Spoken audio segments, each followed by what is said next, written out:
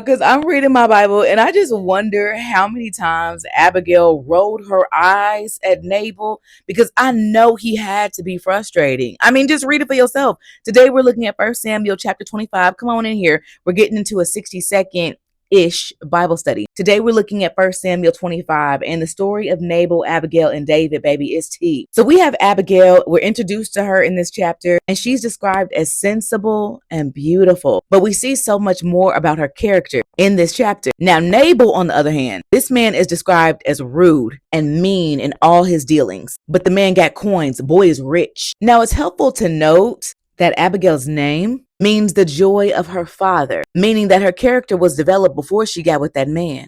Hint, hint, sis. Hint, hint.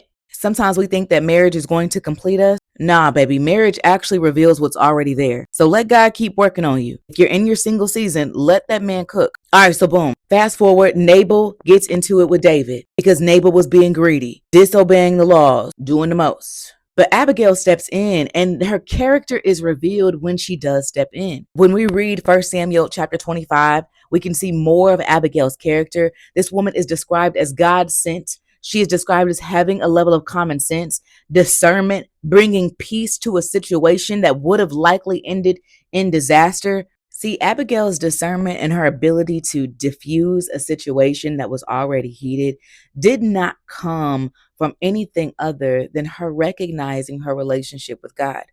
And that's so important for us. It didn't come from her environment, because Abigail lived in a very unpeaceful situation with a hard-headed man. I mean, all the servants knew it. They said, couldn't nobody talk to Nabal? It was hard to have a conversation with him. So obviously her environment wasn't peaceful. But her understanding who God was allowed her to have a level of discernment and godly wisdom to fix a situation that her husband broke.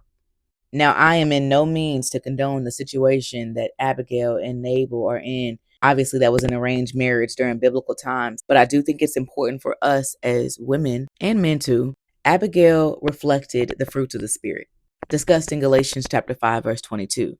Love, joy, peace, patience, kindness, goodness, faithfulness, gentleness, and self-control. This is a perfect reminder for us as believers. The fruits of the Spirit are developed by having a relationship with God, and that brings our Father joy.